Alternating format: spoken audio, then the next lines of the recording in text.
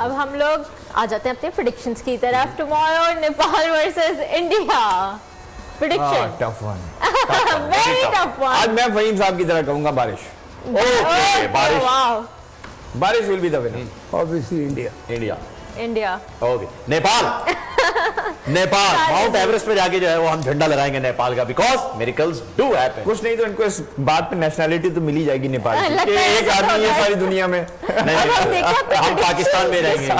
हमारे स्क्रीन पे देखते हैं कौन किधर है। सबसे आगे फहीम ही है वैसे। हाँ, क्योंकि बारिश का जो है वो मैंने प्रेडिक्ट कर दिया था, इस वजह से दिखाई जिसको कोई भी एक्सपर्ट हो मेरे प्रेडिक्शन जरूर देखे, जो मैं कहूँ उसका उल्टे पे बैठ लगा। अच्छा, मेरे पास 4 हो गए। वाह, मैं तो एक पे हूँ, सोहेब साहब भी एक पे है। बारिश का जब आपके 2 पॉइंट्स हो गए।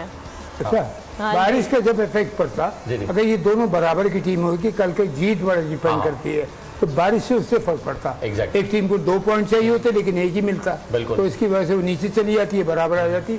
यहाँ वो वाला प्रॉब्लम। तो बारिश अभी नहीं होगी। लेकिन अगर बारिश होगी तो इंडिया नंबर 2 पोजीशन पे होगा, बिकॉज उसके एक पॉइंट होंगे 2 मैचेस से, पाकिस्तान के 3 होंगे। बिल्कुल ऐसे होगा। तो अभी नेपाल और फिर इंडिया को जो है अगर बारिश हो जाती है तो फिर बराबरी का मुकाबला हो जाएगा उनके लिए। एक पॉइंट मिल जाएगा दोनों को, लेकिन नेपाल के 1 पॉइंट होंगे, भारत के 2 पॉइंट होंगे, फिर वो आ गए, फिर आगे बढ़ गए। मैंने बांग्लादेश कहा था तो हम दोनों जीत चुके हैं, इन दोनों ने अफगानिस्तान कहा था, तो ये दोनों जो है वो कल का मैच हार गए। उस दिन हम तीनों ने बांग्लादेश कहा था, आपने अफगानिस्तान का था, आप जीत।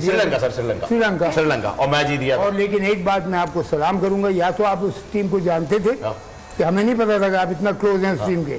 क्या क्रिकेट ये छुपे रुस्तम है सर, इनको बहुत पता है, ये मासूमियत दिखाते हैं। क्रिकेट का इन्हें कुछ नहीं पता है। Thank you so much sir, बहुत बहुत शुक्रिया आपका, आपके एक्सपर्ट ओपिनियन का, सुबह आपकी इन्फॉर्मेशन और आपकी सारी डिटेल्स का भी शुक्रिया। सब्सक्राइब करें और बेल दबाएं ताकि कोई खबर रह न जाए।